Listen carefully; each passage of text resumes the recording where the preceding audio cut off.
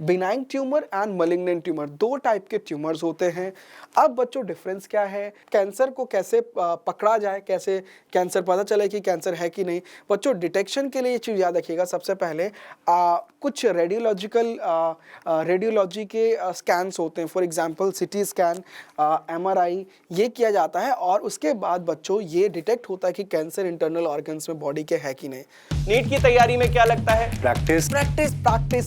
यहाँ हम करते हैं ढेर सारे क्वेश्चंस की practice practice and practice.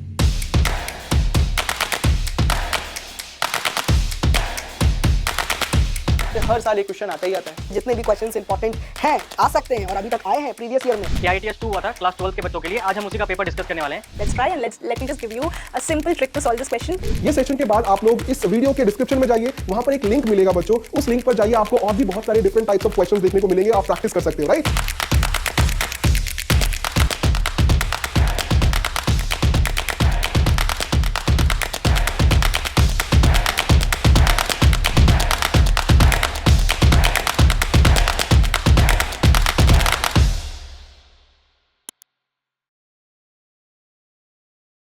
Hello to all my NEET warriors, आप सभी का स्वागत है एक्स्ट्रा मार्क्स नीट चैनल पर। उम्मीद करता हूं आप सभी लोग बहुत ही अच्छे हो और आप लोगों की नीट की प्रिपरेशन भी बहुत ही अच्छी चल रही है।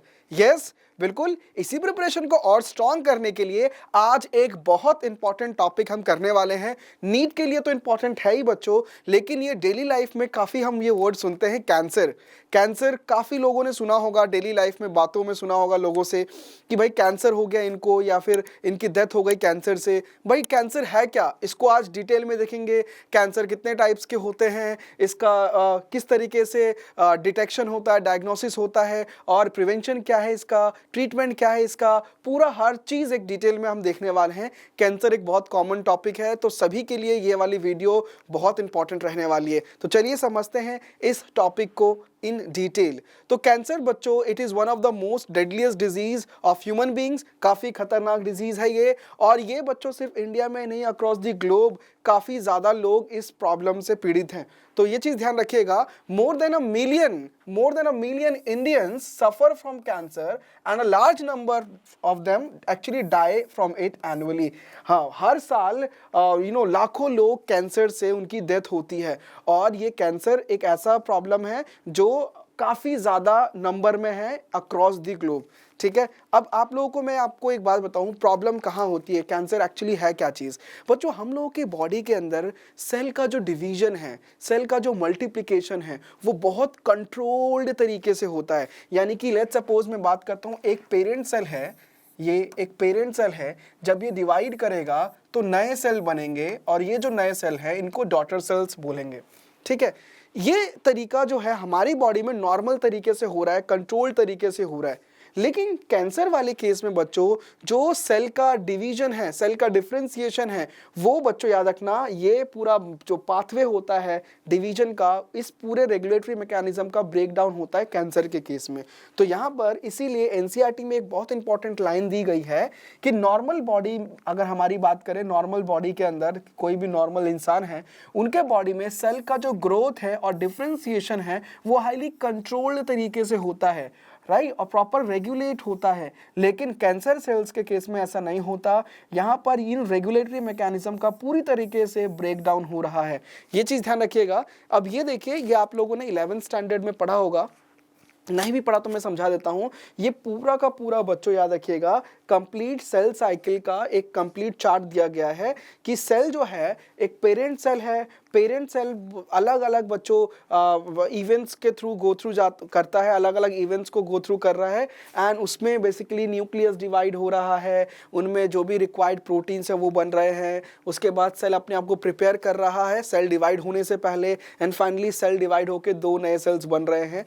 ये सारी चीज़ें जो हो रही है सेल साइकिल का पार्ट है, राइट। तो यहाँ पर अगर आप देखो, यहाँ पर मैं पूरे सेल साइकिल को दो पार्ट में डिवाइड कर सकता हूँ। एक वो पार्ट जिसमें सेल अपने आप को डिवाइड होने से पहले अपने आप को प्रिपेयर करता है, ये पूरा पार्ट प्रिपरेटरी पार्ट है, इसको बोलते हैं इंटरफेज।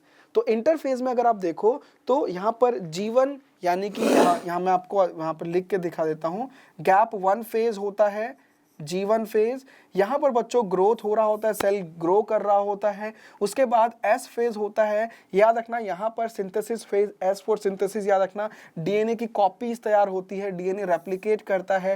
एंड देन उसके बाद G2 फेज है, गैप 2 फेज, यहाँ पर बच्चों ग्रोथ हो रहा है सेल का और रिक्वायर्ड प्रोटीन्स यहाँ बन रहे हैं जो सेल डिवीजन के लिए चाहिए, राइट। एंड उसके बाद बच्चों होता है सेल का डिवीजन, यहाँ पर याद रखिएगा M फेज जो है, ये चीज ध्यान रखिएगा, माइटोसिस फेज, यहाँ पे फाइनली सेल डिवाइड होता है। तो ये पूरा जो आपको दिख रहा है यहाँ पर G1, S और G2, ये पूरा प्रिपरेटरी फेज का पार्ट है, प्रिपरेशन हो रही है सेल डिवाइड होने से पहले, है ना। तो ये चीज़ ध्यान रखना, सेल साइकिल में चेक पॉइंट्स होते हैं नॉर्मल सेल्स में, कि बीच बीच में चेक पॉइंट्स आपको देखने को मिलेगा कि ये पूरा सेल साइकिल पूरी तरीके से रेगुलेटेड तरीके से हो रहा है कि नहीं, है ना। कैंसर सेल में ये चेक पॉइंट्स एब्सेंट होते हैं। तो यहाँ पर आपको देखने को मिलेगा, यहाँ पर G2S चेक पॉइंट है, यहाँ पर M चेक पॉइंट है, अलग अलग चेक पॉइंट है। ये चेक पॉइंट क्रॉस करने के बाद अगर ये चेक पॉइंट हो गया यहाँ पर, तभी सेल जो है आगे वाली स्टेज में जाएगा, ठीक है। तो ये चीज़ ध्यान रखिएगा, सेल नॉर्मल सेल्स में ये चेक पॉइंट्स देखने को मिलेंगे इन सेल साइकिल में जो भी इवेंट्स हो रहे हैं, लेकिन कैंसर सेल्स में ये एब्सेंट होते हैं। ये चीज़ ध्यान रखिएगा। नॉर्मल सेल्स बच्चों याद रखिएगा, अगर किसी के कॉन्टेक्ट में आते हैं बच्चों आसपास के सेल्स के, तो वो चीज़ ध्यान रखिएगा कि नॉर्मल सेल डिवाइड नहीं करते, they stop dividing upon contact with the other cell when space is totally full, है ना। मान लेते हैं यहाँ पर एक सेल है और आसपास नेबरिंग सेल्स कंप्लीटली ऑक्यूपाइड हैं, तो बच्चों ये ऑलरेडी डिवाइड हो चुका है सेल, नए सेल बन चुके हैं, अब यहाँ स्पेस नहीं है तो ये डिवाइड नहीं करेगा। बट बच्चों याद रखिएगा, यहाँ पर ऐसा कैंसर सेल्स के केस में नहीं होता। नॉर्मल सेल्स तो स्टॉप कर देते हैं डिवाइडिंग जब भी अदर सेल्स से कांटेक्ट में आते हैं, जब स्पेस टोटली फुल हो जाता है, और as the contact with the other cell stop division, it is basically called as contact inhibition. तो नॉर्मल सेल की प्रॉपर्टी होती है कॉन्टेक्ट इनहिबिशन की, ठीक है, कि आसपास के सेल से कांटेक्ट होने के बाद और जब से पूरी तरीके से स्पेस ना हो, यहाँ पर का स्पेस इज टोटली फुल, तो ये सेल और फर्दर डिवाइड नहीं करेगा। और यहाँ पर याद रखिएगा, ये प्रॉपर्टी को कांटेक्ट इनहिबिशन बोलते हैं जो नॉर्मल सेल्स के पास होती है। लेकिन बच्चों ये कांटेक्ट इनहिबिशन की प्रॉपर्टी कैंसर सेल्स लैक करते हैं। Cancer cells appears to lost this property and therefore वो बच्चों सेल अनकंट्रोल्ड तरीके से डिवाइड करते जाते हैं, नंबर ऑफ सेल्स बढ़ता जाता है। फाइनली आपको एक मास ऑफ सेल देखने को मिल रहा है और वो मास ऑफ सेल कहलाता है ट्यूमर। तो ये आपने काफ़ी सुना होगा ट्यूमर। तो बच्चों कैंसर सेल्स में ये कॉन्टेक्ट इनहिबिशन की प्रॉपर्टी नहीं होती, ये basically they have lost this property और they are therefore uncontrollably dividable. वो डिवाइड होते जाते हैं और डिवाइड होने के बाद वो मिलकर एक मास ऑफ सेल्स बनाते हैं जिसको हम बोलते हैं ट्यूमर। तो बच्चों ये अनकंट्रोल्ड ग्रोथ जो होता है कैंसर सेल्स का, कंटिन्यू हो रहा है, डिवाइड हो रहा है और एक मास ऑफ सेल बन रहा है, इस मास ऑफ सेल को बोलते हैं ट्यूमर। आप लोगों ने ये शब्द काफ़ी सुना होगा, ये वर्ड काफ़ी सुना होगा ट्यूमर। तो ट्यूमर क्या है बच्चों? यही तो है कैंसर सेल्स जो फर्दर डिवाइड कर रहे हैं और करते करते एक मास ऑफ सेल बना रहे हैं, इसी मास ऑफ सेल को हम ट्यूमर बोल रहे हैं। तो you all can see here, यहाँ पर ये सारे नॉर्मल सेल्स हैं, अपने नॉर्मल तरीके से प्रॉपर मैकेनिज्म को फॉलो कर रहे हैं, रेगुलेटरी पाथ को फॉलो कर रहे हैं। लेकिन कैंसर सेल्स ऐसा नहीं होता। यहाँ पर कैंसर सेल्स अगर आप देख रहे हो, कॉन्टेक्ट इनहिबिशन की प्रॉपर्टी को बेसिकली उनके पास नहीं है, दे have lost the property of contact inhibition. एक सेल डिवाइड हो रहा है, फर्दर नए डॉटर सेल्स बन रहे हैं, वो फर्दर डिवाइड कर रहे हैं और नए डॉटर सेल्स बन रहे हैं, ऐसे करके एक मास ऑफ सेल बन जाता है, इसी को ट्यूमर बोला जाता है। तो ये चीज़ ध्यान रखिएगा, cancer cells are uncontrollably dividing. तो अब ट्यूमर कितने टाइप्स के होते हैं बच्चों? ट्यूमर 2 टाइप के होते हैं। एक होता है बच्चों बिनाइन ट्यूमर और दूसरा होता है बच्चों malignant tumour. Benign tumour and malignant tumour 2 type के ट्यूमर्स होते हैं। अब बच्चों डिफरेंस क्या है? बिनाइन ट्यूमर एक जगह पे लोकलाइज्ड होता है, लेकिन मलिग्नेंट ट्यूमर पूरे बॉडी में अलग अलग जगह पर स्प्रेड हो सकता है। ये चीज़ ध्यान रखिएगा। सबसे पहले हम बिनाइन ट्यूमर की बात करते हैं। तो बिनाइन ट्यूमर जो है एक जगह पर लोकलाइज्ड होगा, कन्फाइंड होगा एक ही लोकेशन पर, और वो अलग अलग बॉडी के हिस्सों में स्प्रेड नहीं होता है ना, और ये बॉडी को बहुत ज़्यादा डैमेज नहीं करता है, ये लिटिल डैमेज कॉज करता है। तो you all can see here, यहाँ पर मैंने एक बिनाइन ट्यूमर शो किया है। यहाँ पर एक मास ऑफ सेल है जो एक बॉडी के एक स्पेसिफिक लोकेशन पे प्रेजेंट है और ये स्प्रेड नहीं हो रहा है बॉडी के अलग अलग पार्ट तक। लेकिन मलिग्नेंट ट्यूमर बहुत खतरनाक होता है, इनके पास नियोप्लास्टिक प्रॉपर्टी होती है। मतलब मैं समझाऊंगा इसमें, यहाँ पर याद रखिएगा मलिग्नेंट ट्यूमर जो है ये बेसिकली मास ऑफ सेल है। जैसे जैसे ये मास ऑफ सेल जो है ब्लड स्ट्रीम के थ्रू बॉडी के अंदर अलग अलग पार्ट तक जाएंगे, जहाँ भी ये लॉक्ड होते हैं वहाँ पर एक नया ट्यूमर फॉर्म कर देते हैं। और बच्चों यही प्रॉपर्टी सबसे खतरनाक होती है मलिग्नेंट ट्यूमर की। तो malignant tumour on the other hand are actually a mass of proliferating मतलब dividing cells which are also called as neoplastic और ट्यूमर सेल। तो यहाँ पर ये चीज़ ध्यान रखना कि जैसे जैसे ये डिवाइड होंगे जहाँ जहाँ जाएंगे वहाँ पर ये नए ट्यूमर फॉर्म करेंगे और ये चीज़ ध्यान रखना बहुत खतरनाक होता है बच्चों। तो मलिग्नेंट ट्यूमर जो है इसीलिए they are growing very rapidly और they are going to invade and damage the surrounding normal tissues as well. आसपास के सेल्स टिश्यूज को भी ये इफेक्ट कर रहे हैं और ये एक्टिवली डिवाइड करते हैं, ग्रो करते हैं बच्चों, और जहां भी जा रहे होते हैं वहां पर एक नया ट्यूमर फॉर्म करते हैं। तो बच्चों एक क्वेश्चन है आप लोगों के लिए, ये क्वेश्चन एक बार देखिएगा। Uncontrolled proliferation of cells is strictly regulated through, मतलब बहुत तेजी से सेल डिवाइड करके नए सेल बनाते हैं अनकंट्रोल्ड तरीके से। इसको बेसिकली रेगुलेट कौन कर रहा है? Contact inhibition, cell to cell adhesion. आपको मैंने बताया था नॉर्मल सेल्स की ये प्रॉपर्टी होती है ताकि किसी और आसपास के सेल से कांटेक्ट अगर हो रहा है तो वो डिवाइड नहीं करेंगे, है ना। That property is called as contact inhibition. तो नॉर्मल सेल्स के पास ये बेसिकली प्रॉपर्टी होती है कांटेक्ट इनहिबिशन की, जिसमें ये चीज़ ध्यान रखना proliferation is tightly regulated so that the cellular arrangement in the tissues remains constant, right. But cancer cells के पास ये प्रॉपर्टी नहीं होती है और यही रीज़न है ये बहुत अनकंट्रोल्ड तरीके से डिवाइड होते हैं और नंबर ऑफ सेल्स बढ़ते जाते हैं and mass of cell form करते हैं जिसको हम ट्यूमर बोलते हैं, ठीक है। अब metastasis, what is metastasis? Basically याद रखिएगा ये जो सेल्स है these cells basically sloughed from such tumours and they reach to distant side. ये सेल्स निकले इन ट्यूमर से और अलग अलग जगह गए हैं बॉडी के थ्रू दी ब्लड, और जहां भी गए हैं वेरेवर दे गेट लॉक्ड वहां पर जाकर एक नया ट्यूमर फॉर्म कर रहे हैं। इसी प्रॉपर्टी को मेटास्टेसिस बोलते हैं बच्चों, और ये सबसे खतरनाक प्रॉपर्टी है कैंसरस सेल्स की। याद रखिएगा बहुत खतरनाक प्रॉपर्टी होती है ये। देखो लेट्स सपोज यहाँ पर एक ट्यूमर है और आपको देखने को मिलेगा ओरिजिनल ट्यूमर यहाँ पर है। अगर ब्लड के थ्रू ये इस ट्यूमर के सेल्स जाते हैं और जहाँ भी जाके लॉक्ड हो जाते हैं वहाँ पर एक नया ट्यूमर फॉर्म हो जाता है बच्चों, और ऐसे ही बॉडी के अलग अलग पार्ट तक ये जा सकते हैं ट्यूमर, ठीक है। तो ये मेटास्टेसिस प्रॉपर्टी है। अब क्वेश्चन ये आता है कि भाई काफ़ी ज़्यादा क्वेश्चन पूछते हैं बच्चे और नॉर्मल ये कॉमन क्वेश्चन भी है कि कैंसर होता क्यों है, क्या कॉज है, क्या कारण है कैंसर का। तो कैंसर का जो कॉज होता है वो मैं अभी थोड़ा आपको एक्सप्लेन करूंगा बच्चों। नॉर्मल सेल कैंसरस सेल्स में कन्वर्ट होते हैं, ये अलग अलग रीजन से हो सकता है। फिजिकल फैक्टर हो सकते हैं, कुछ केमिकल फैक्टर हो सकते हैं, इवन बायोलॉजिकल एजेंट्स भी हो सकते हैं। अच्छा, फिजिकल एजेंट्स की बात करते हैं, फिर केमिकल की बात करेंगे एंड बायोलॉजिकल की बात करेंगे, एक एक करके तीनों को डिस्कस करते हैं। सबसे पहले हम फिजिकल एजेंट्स की बात करते हैं बच्चों। जो फिजिकल एजेंट्स है उसके अंदर रेडिएशंस आ जाते हैं, आयनाइजिंग रेडिएशंस, जैसे कि एक्सरे हो गया, गामा रेज हो गए, या फिर नॉन आयनाइजिंग रेडिएशन जैसे कि यूवी रेज। ये डीएनए को डैमेज करते हैं और ये नॉर्मल सेल्स को ट्रांसफॉर्म कर सकते हैं नियोप्लास्टिक यानी कि कैंसरस सेल्स में। तो ये चीज़ ध्यान रखिएगा, आयनाइजिंग रेडिएशंस में एक्सरे और गामा रेज आते हैं, नॉन आयनाइजिंग रेडिएशंस में यूवी रेज आएंगे, ठीक है। इनसे हो सकता है ये सब रेडिएशंस फिजिकल एजेंट्स के अंदर आएंगे।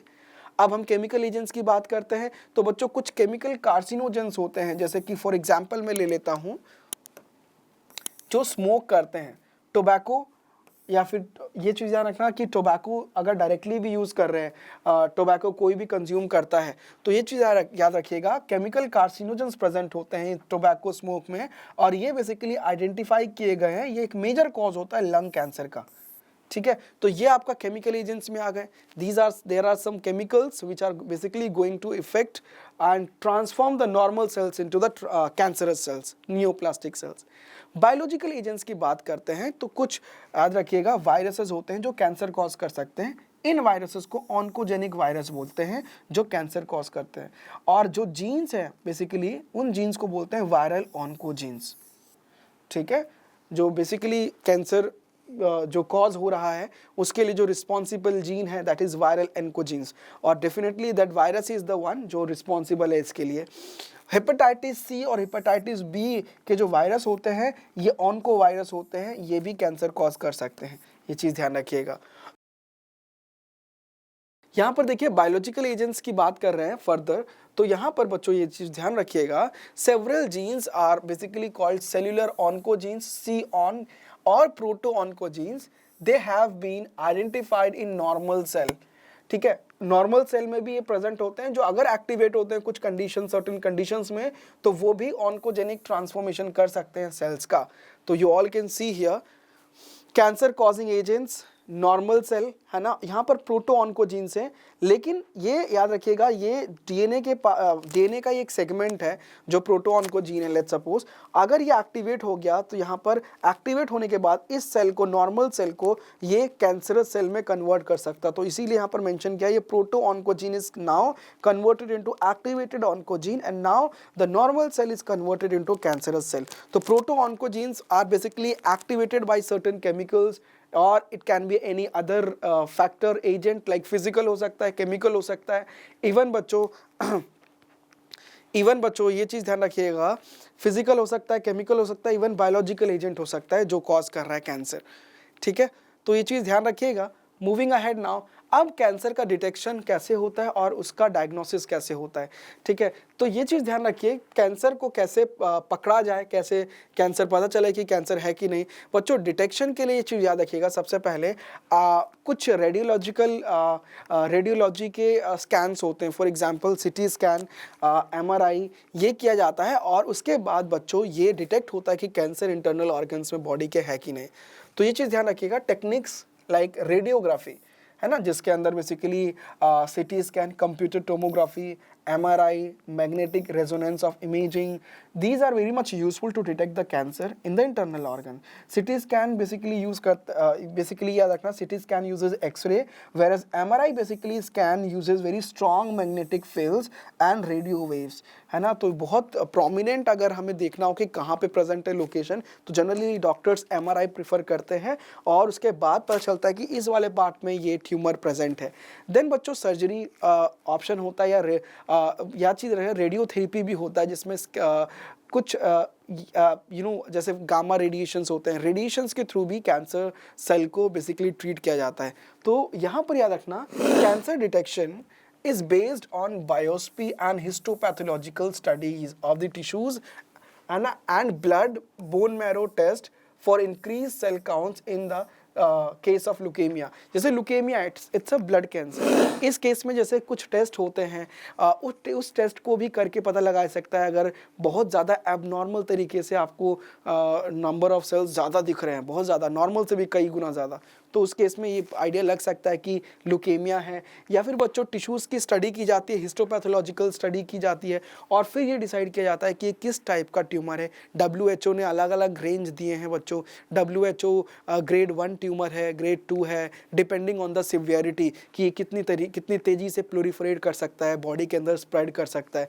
ये चीज़ ध्यान रखिएगा। तो बायोप्सी में करते क्या है, बायोप्सी में बच्चों जो सस्पेक्टेड टिश्यू होता है उसका एक पीस निकालते हैं और उसको कट करते हैं थिन सेक्शंस में, उसको स्टेन करते हैं और उसको माइक्रोस्कोप के अंडर स्टडी करते हैं और ये पता लगाया जाता है कि किस ग्रेड का ट्यूमर है, कि क्या ये प्लोरीफरेट हो सकता है, इधर it is a benign tumour और मलिग्नेंट ट्यूमर जो मेटास्टेसिस प्रॉपर्टी शो करेगा, बॉडी के अलग अलग पार्ट तक ब्लड के थ्रू जाएगा इन ट्यूमर के सेल्स और जहाँ भी लॉक्ड होंगे वहाँ पे नया ट्यूमर फॉर्म करेगा।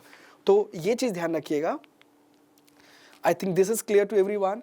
अब बच्चों ये चीज़ ध्यान रखो कि अब क्या किया जाता है, डॉक्टर करते क्या है। सर्जरी एक तो होता है बच्चों, सर्जरी से उस ट्यूमर को निकाल सकते हैं।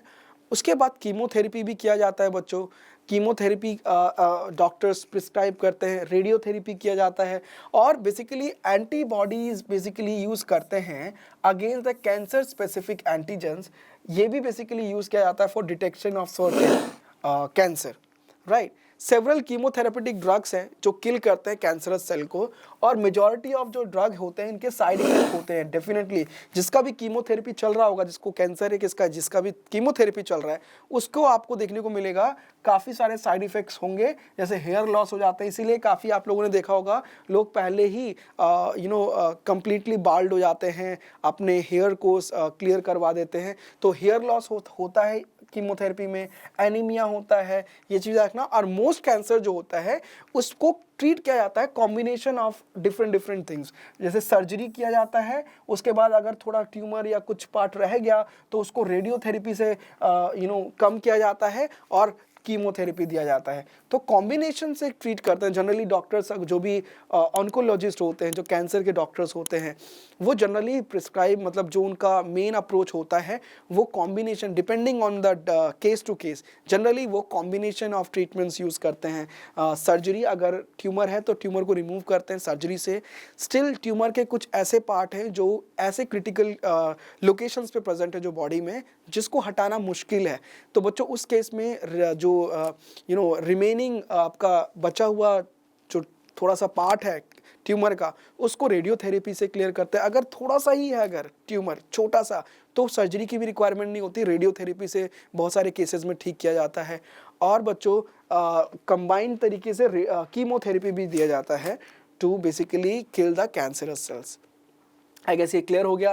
कैंसर पेशेंट्स को बेसिकली कुछ सब्सटेंस भी देते हैं जिसको बायोलॉजिकल रिस्पॉन्स मॉडिफायर बोलते हैं, ये याद रखना। एग्जाम्पल के तौर पे बोलते हैं अल्फा इंटरफेरन। ये एक्टिवेट कर देता है इम्यून सिस्टम को और हेल्प करता है इस ट्यूमर को डिस्ट्रॉय करने में। यहाँ कुछ एग्जाम्पल मैं आपको दे रहा हूँ बच्चों अल्फा इंटरफेरन का। Interferon alpha 2b recombinant intron A, ये देख सकते हो आप लोग, ये 10 मिलियन पर वाइल IU पर वाइल दे रखा है ये इसका dose. You can see this is actually that does, interferon, alpha interferon, ठीक है। तो इसको भी दिया जाता है। This is basically a part of biological response modifier जो इम्यून सिस्टम को बेसिकली एक्टिवेट कर देता है। अब कुछ क्वेश्चन हैं बच्चों, इनका आंसर दीजिएगा। ये क्वेश्चन है, the cells of the malignant tumour exhibit, क्या बेसिकली मैलिग्नेंट ट्यूमर के सेल्स क्या एग्जिबिट करते हैं? ऑप्शन देखिए, metastasis, contact inhibition, high differentiation and slow proliferation. जल्दी से आंसर दीजिए कमेंट में। एकदम सही बोला आप लोगों ने। Correct answer is option A, metastasis. Malignant tumour जो होते हैं, इस ट्यूमर के सेल्स बॉडी में ब्लड के थ्रू जहां भी जाते हैं वहां लॉक्ड होते हैं, वहां नया ट्यूमर फॉर्म कर देते हैं। सो इसी के साथ बच्चों मैं उम्मीद करता हूँ आप लोगों को ये पूरा कैंसर टॉपिक समझ में आया इन डिटेल। बच्चों अच्छे से आप लोग प्रिपरेशन करते रहिए और आप लोगों को इस टॉपिक के जो रिलेवेंट क्वेश्चंस होंगे, इंपॉर्टेंट क्वेश्चंस होंगे, उनको प्रैक्टिस ज़रूर करना है। वो करने के लिए आपको इसी वीडियो के डिस्क्रिप्शन में जाना है, वहाँ एक टैप एंड टेस्ट का लिंक मिलेगा, क्लिक कीजिए और सारे क्वेश्चंस प्रैक्टिस कीजिए। बच्चों मिलते हैं नेक्स्ट वीडियो में, तब तक के लिए अच्छे से प्रिपेयर कीजिए। स्टे हैप्पी, स्टे ब्लेस्ड और एक्स्ट्रा मार्क्स नीट चैनल को सब्सक्राइब ज़रूर कीजिएगा ताकि आपको सारे इंपॉर्टेंट वीडियोज़ जो फ्यूचर में हम रिलीज़ करने वाले हैं वो सबसे पहले आप तक पहुँचे। Thank you so much.